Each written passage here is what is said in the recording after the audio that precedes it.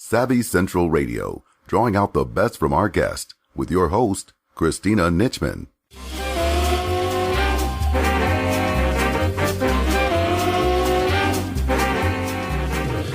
Savvy Central Radio is home to over 100,000 listeners per month globally and runs in syndication on 8 AM and FM platforms, including iHeartRadio and 6 podcasting platforms.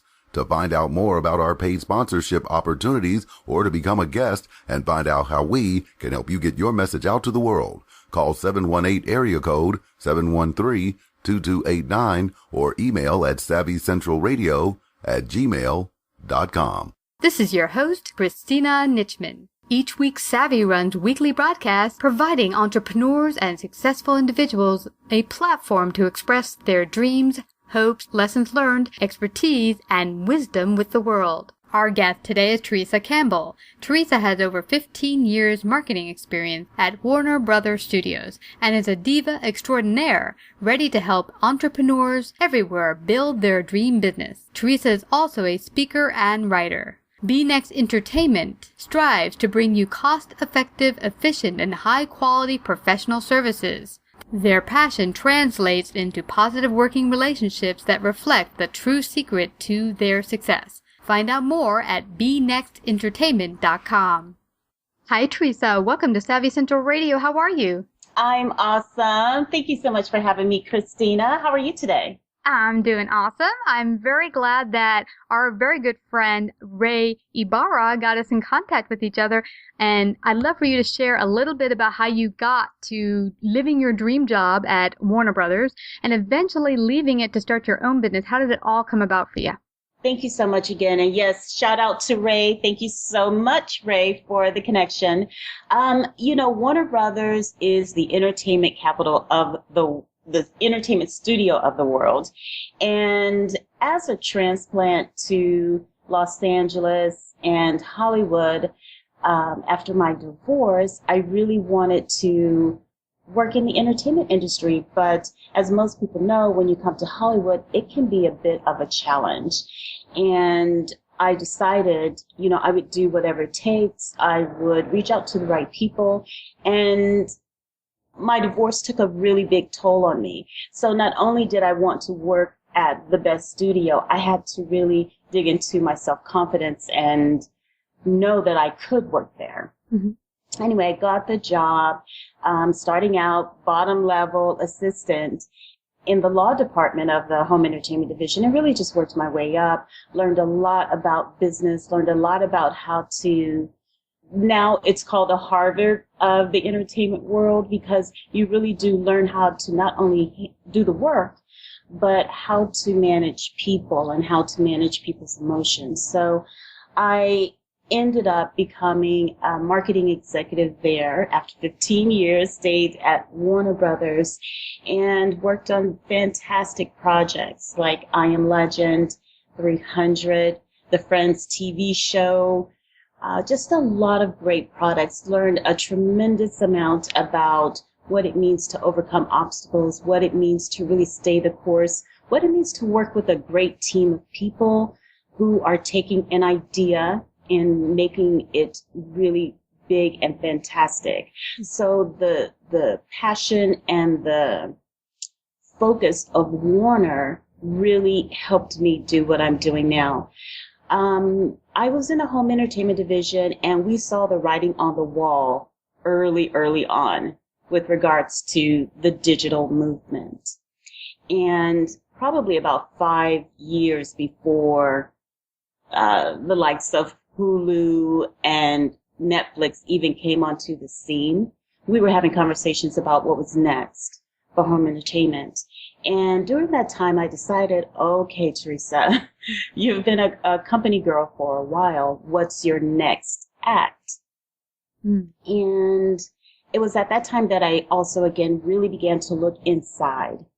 And what I tell people is you can become an entrepreneur, you can have your own business, but it really has to come from inside. What do you really want? What do you want to do? And I started to look at my life again and reassess who I was and what my passions really were.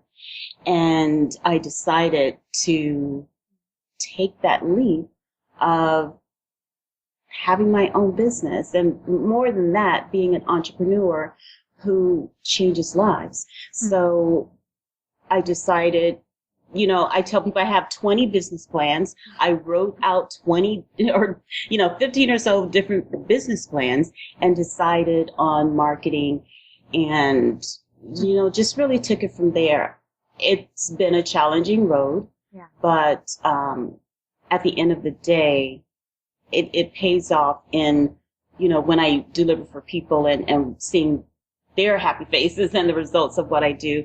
So it was, I don't want to say it was an easy decision, but it's something that I always had in the back of my mind, and probably since I was a little girl, wanting to be an entrepreneur and have my own business. Interesting, because life, it seems, and I think we talked about this in our previous conversation, that life can throw you really crazy fastballs and weird balls you wouldn't expect.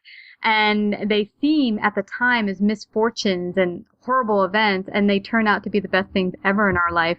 Like you said, the digital age coming and transforming your job status and having you, okay, now what?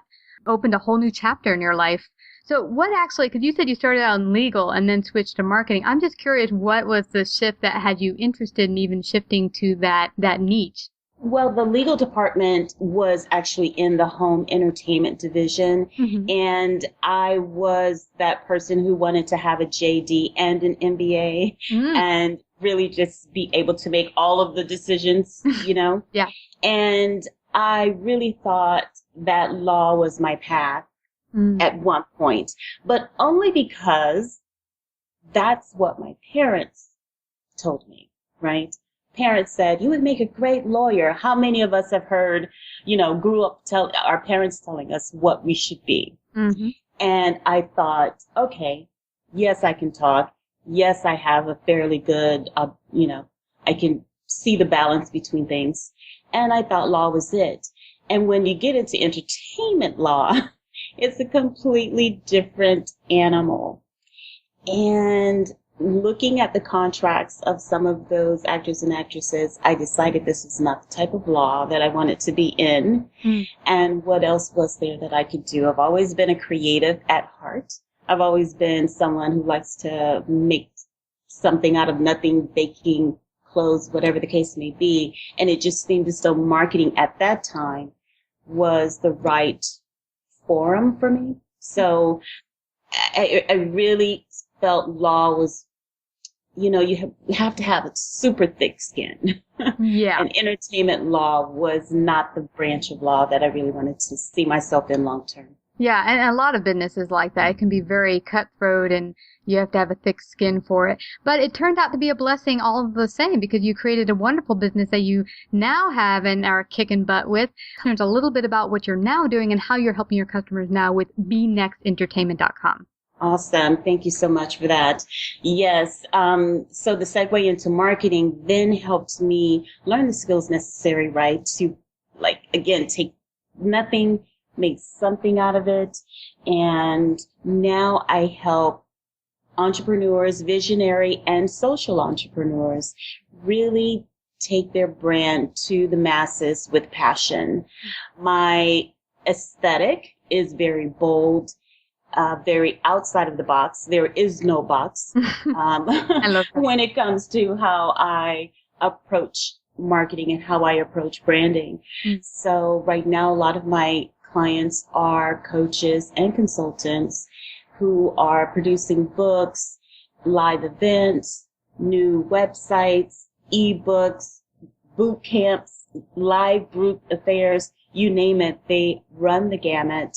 And also different backgrounds from consumer goods, jewelry lines, fashion, and the good old self-development. I really enjoy helping people in that way because I know what it means to want something so bad. You have a passion, you have a dream, and you really have no idea how to get it up off the ground. It's one thing to have a plan. It's one thing to have an advisor. But how do you really get the message out? I was just going to say, you caught me there and you said something very, very important. We had a past guest on last year. He's a marketer working with several Fortune 500 companies. And the one thing he said small businesses don't take advantage of enough, and that is thinking outside the box. He said you shouldn't have to put yourself in a box. Now, if you're McDonald's or Coca-Cola, you have to stick in some sort of guideline of where you've been in the past. You're a brand spanking new business, you can let it rip. I mean, exactly. Yeah, he said, go out there, be nuts. I mean, not totally off the wall nuts, but really just stand out. And sometimes it's okay if you piss people off because not everyone has to like you. Not everyone's going to want to work with you. Yep.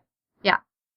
That is really big factor of what I tell my clients as well. You have to really know who you're speaking to. You have to know who your client is. And you're not going to talk everybody's language. You don't want to talk everybody's language because if the more people you're trying to talk to, the less you really sell and the less your message really translates to people. And I liken it to water coming out of a faucet. Water just doesn't splatter all over the place. Mm-hmm. The water comes through the faucet, it goes down, and you know exactly where the water is going. In the same way, when you're delivering your message, you can be as radical as you want to be to a niche group of people and let those people be your brand ambassadors, mm-hmm. right? Yeah. A lot of companies do that really well where, you know, they may mm-hmm. give those clients their product yeah. and send them to the streets. So I really believe it's, you know, the other thing I want to say as well, Christina, is doing the work. Mm. It's one thing to have your plan again, get your message out. It's going to take some work. Mm. You have to do some market research. You have to know, again, who you're speaking to. So my clients may come to me at times with a bit of overwhelm mm-hmm. because, again, I just want my passion out there. I just want my idea out there. Mm-hmm. But who are we speaking to? Yeah. And if we don't know who we're speaking to, then let's do that work. Well, that's a good point. That's a really good. In fact, I just wrote an article last week called Narrowing Down Your Target Market. Yeah. That's like the very first question you're going to ask is, who would be the people I would serve? And for one, even better question is what I have to offer, in particular, the way I want to offer it, is it what people want? Now, you might have gifts and talents, but you want to present it in a way maybe that people aren't interested in buying. So it's really, really important to, you know, figure that out. I had a friend, and I just mentioned this in my article, a number of years ago, came to me and said, hey, I want to work with everyone, because that way I'll get as many clients as possible. And I said, no, but who can you best serve with your talents and gifts and what you're all about? And he said, well, that only makes about 1% of the entire world population. And I said, well, at the 1% of the United States would be over 300,000 people. So I think you have quite a bit of people you can work with here. So, you know, it was just getting into perspective that thinking I have to serve everyone just so I have a wide enough net, you're really leaving yourself out, because if people don't know what you're about and you're about everything, people are just going to be turned away. They're not going to see what you stand for. But if they know you stand for a certain something, you're willing to stand on it, then you'll have people who are like, I get that messaging makes sense to me, and I'm your people. Exactly. Mm-hmm. And you know, to take that sentiment a little bit deeper, mm-hmm. the work of what we do on the surface looks glamorous in one way. But I think it's really important for the audience to know that you have to know yourself. Mm-hmm. It starts there. And a lot of people get into this for money. I want a new car. I want, you know, a new house, or I want to travel. And those reasons are superficial, mm-hmm. right? And that actually, people can see that a mile away. Mm-hmm. If you're really into it only for the money, people can see that a mile away. You can talk to 5 people, 10 people, 1,000, and if you really are only trying to get money for your jet or for your house, even if you're not saying it, it translates. Yeah, they can feel it. It translates into unconscious thought. Yes. And even the same thing, say you're not even all about the money, but you're desperate to pay your bills that month. Yes. That will also come through the messaging. They'll hear that there's desperation behind your message and not this pure need to help. Now, that brings me to ask you, many business owners come out here and they have this gift and talent. They're so excited to get it out there, but often it doesn't work out. And it's, I think, this myth that we have that it's going to be easy, like you were mentioning, that it's a lot harder than we think. So what do you think business owners should first do when they're getting out? Like we mentioned some of the questions they should ask, but how can they go about so that they can really, really start to find who they can serve, how to serve their target market, and do it in the best way possible to really get themselves up as a business that really serves as many people as possible? You know, it's simple, and I don't see it as much as I would love to see, and that's volunteering. So if your passion is, I'll take myself as an example, marketing, branding, I love helping people with their business plans, then find a community effort, movement in your area and volunteer your time there. Take 5 people, 2 people, whatever it may be, get a protege and roll out your program to that group or to that person. And if it works there, then great, you've got something to stand on. Again, I feel initially it's not always all about the money. And you really have to know if what you're putting out there is even what the market needs right now, if that's what your audience needs right now. I tell people to really do mind mapping. Yeah. If you have an idea, map it out. Explain what that means for people who don't understand. What is mind mapping? Mind mapping is actually taking your idea, getting a sheet of paper, taking your idea, putting your idea in the center of a piece of paper in a bubble. So, for instance, I want to be a coach. You put coach in the bubble, and then what type of coach? There are thousands of different fields you can go into, and typically you start with your passion. So, if you want to coach someone in yoga, or someone in beauty, or someone in fashion, or someone in self-development, and you draw lines and bubbles out from your coach circle and just continue and write down every idea that you can come up with. Do not edit yourself when you're making this mind map, and let the universe just flow with it. Let the universe connect with the universe so that you can come up with a true passion for what you want to do. Sometimes what we're good at is not really what our passion. Yeah. Or what you're good at, the way you think you should present it to the world is really not the way they need it. You could maybe find a way to use your gifts and talents, but in a way that you're presenting a product service that people really desire and need right now. Exactly. Yeah. And you mentioned something also very, very important, which is, okay, it's not about the money, but if you say quit your job and say, hey, I want to make a business out of something I have a passion for, now there's the problem. Now you don't have income. So what would be some of your suggestions or tips to people who are like, hey, I just want to start my own business, but I don't have the money. Where should they start? So for those who are still working and have a full-time job, definitely plan and take it out in steps. You have to moonlight, basically. Yeah. The biggest success factor, I feel, is aligning yourself with a group, a mastermind group. And it doesn't have to be a popular group or something that you've seen out and about on Facebook. You can start a group yourself. You can go to your local small business administration.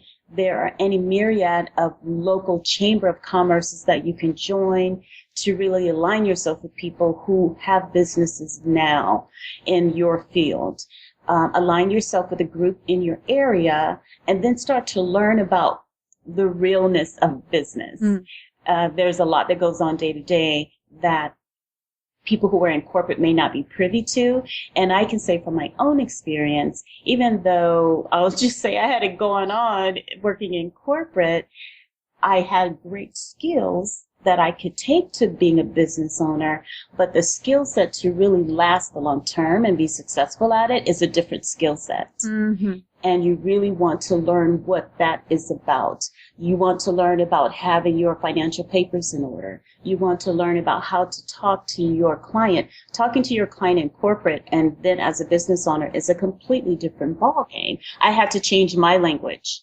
How you present yourself is different in corporate than as you would to a client as a business owner. I love that. You're using some of the same skill set, but Different. it's a different path. Yeah. Aligning yourself with people who are doing that now through Small Business Administration, Chamber of Commerce is really key. Is what I did. Yeah. I was able to then make a presentation to Chamber of Commerce and really network that way. I think networking is the key when you are still having a full-time job. Yeah. And you mentioned something really important there, right, Teresa? Yeah. Is that business owners have to learn business. Yeah. You might be awesome at what you do. Your product might be the best thing since apple pie, Yes. but you've got to know the nitty gritty of business. And getting with someone like a mentor or a coach or someone who's been in the field Yeah. that can show you the ropes for one. And then networking, which is awesome because when I first got started, I was networking. I got some business deals where I could sit down and have a sales meeting. And I kept referring to the sales meeting with my mentor at that time as a interview. Mm-hmm. And she's like, well, that's interesting. You're a non-employee. Why are you calling your sales, your negotiation a interview? And she said, you're in employee mindset. And that's why I think you were mentioning being in a mastermind being so important. Had I not had that person who's been out in the field, who is an entrepreneur, call me on it and say, hey, you're not being a business owner right now. You're being an entrepreneur. You're being a employee. Yeah, absolutely. And I think it is critical to have someone who's going to tell you the truth in love. Yeah. And really be your partner in your rise and in being a business owner.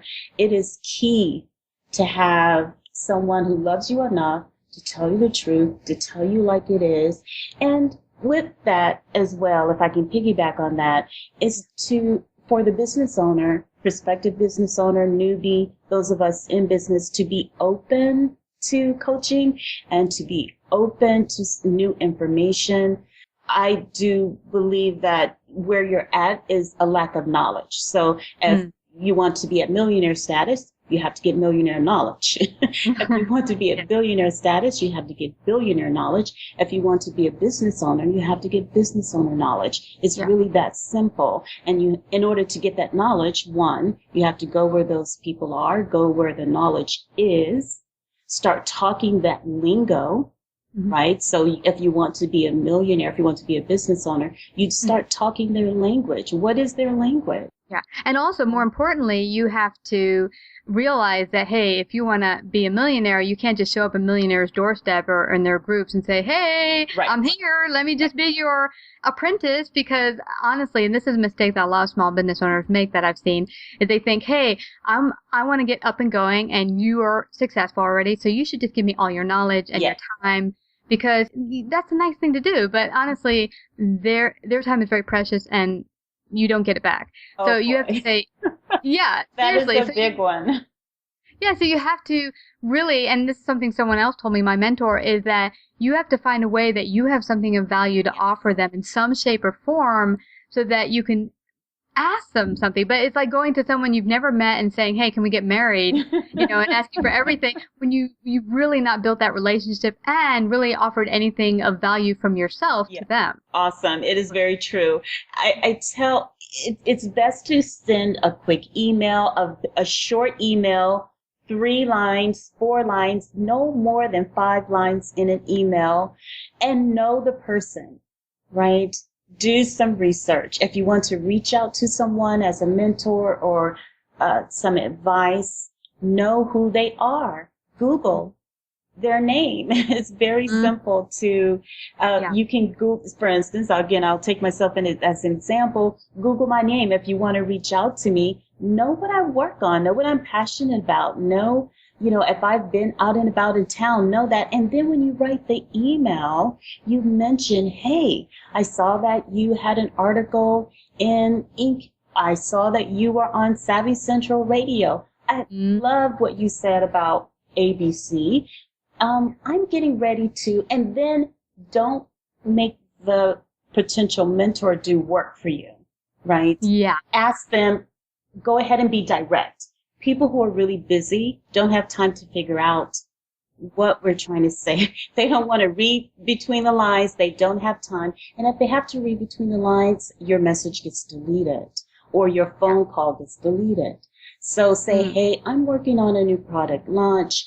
I have this target audience, but I'm thinking my target audience should be B. Have you ever had a situation where you had to switch target audience in your product launch? Something to that effect. Yeah. They did their homework. And it's interesting. I was talking to someone about cold calling, and I did a number of cold calls a week ago. And what I do is I do a whole day of research where I go and find about 20 or 30 people, and I do extensive research on each of their companies. Do they fit my target market? Could the people within their target market benefit from being part of my platform or blah, blah, blah, or whatever? And after doing all that, then I construct, as you said, a letter. And then after the letter goes out a day later, I call them and leave a message or try to talk to them and say if they are interested in going further. But it was interesting because a number of them were really, really kind of taken back, like, wow, you did research on my business? I didn't think anyone ever saw my website. So that goes to show you that people will appreciate that you took the time to, figure out what their business is all about. You didn't just go through the Yellow Pages blindly with your finger out, pick something and just dial. And Christina, I'm a big proponent in really using your intuition and tuning into the universe. And when we reach out to people, that isn't by chance, I believe. Mm-hmm. And when we reach out to them, they want to say yes. They want to say yes. It is our natural inclination to say yes. Mm. And we have to give them everything they need to be able to say yes. We don't want to say no. Yeah. We would rather not say, I'm not really feeling. We want to say yes. So give whomever you're reaching out. And this is just across the board with regards to target audience, your business, yourself, cold calling, in your business in general. Everyone wants to say yes. And we have to give them a reason. Mm-hmm. The most important, biggest, passionate reason to say yes. Yeah. I love that you say that, Teresa. There was a guy many years ago when I worked in corporate who was a collection agency, and they did all of our collections. And so monthly on target, he would call me and say, so how are your accounts? Do you have anything you need to go to collections? And I would always feel bad because I wanted to say yes, and most times we didn't. And he was really cool about it. He was like, oh, it's okay. I'll talk to you next month. Or he would ended up with a little bit of chitter chatter. How you doing? Whatever. But here's the thing. I wanted to say yes because I like the guy. He's so nice and he seemed to care and he wants to help our business. But the cool part is that because he was so nice and he was checking up in a really nice, respectful manner, when we did have accounts that need to go legal or to collections, who came to my mind first? Yeah. But him. So it really made a difference. He made me want to pick up the phone and call him. Exactly. Yeah. It's our natural inclination to want to say yes.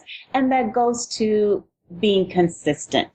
Oh, It's the one thing, if I could write it on my forehead, it would be consistent. Consistency is the key. You can't try something one time and it fail and think that it doesn't work for you. The same thing with, I like to use the analogy of gardening, right? Mm. If I have a rose seed, I plant a rose or say a tomato seed. I plant the tomato seed and tomorrow I expect tomatoes.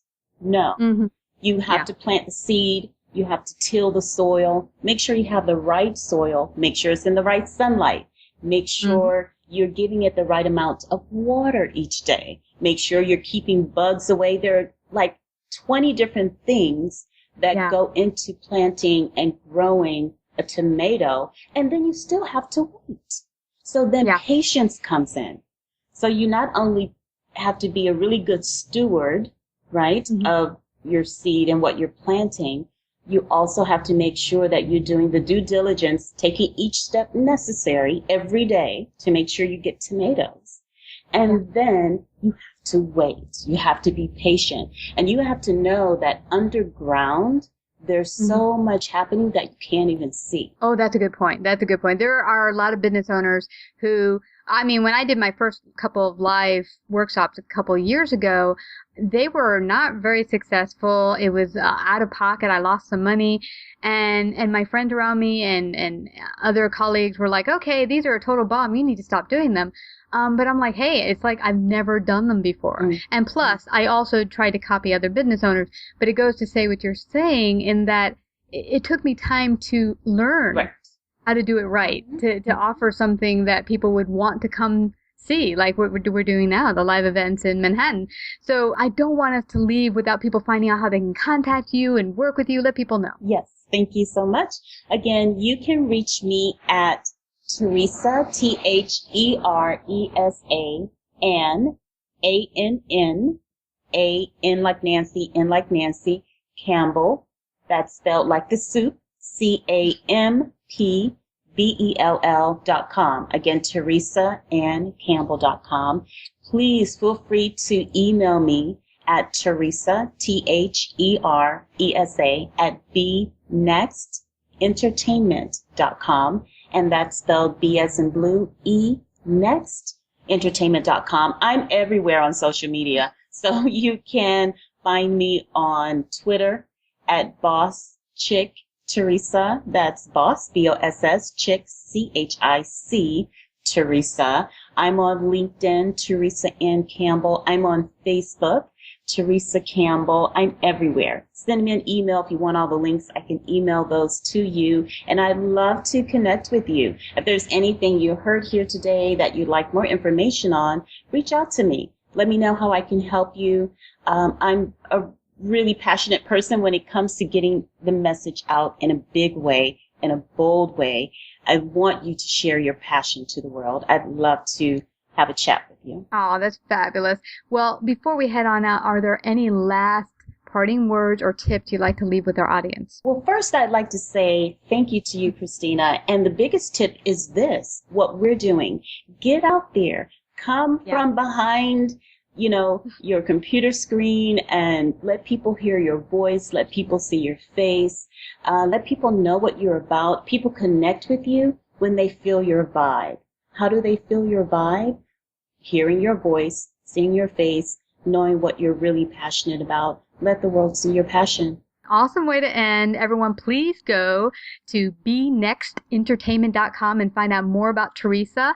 And Teresa, I want to thank you again for coming to Savvy Central Radio and sharing your gifts and talents. Thank you so much, Christina. Our Savvy shows are being syndicated on 7 AM FM radio channels through AM FM 247. If you're away from your radio or internet, don't worry. Every Thursday at 8 p.m. Eastern, you can listen to Savvy Central Radio on AM FM 247 Broadcasting Network by calling 712-832-2784 from any phone. Calls have no additional cost and just use your mobile minute. So save the number to your phone, 712-832-2784.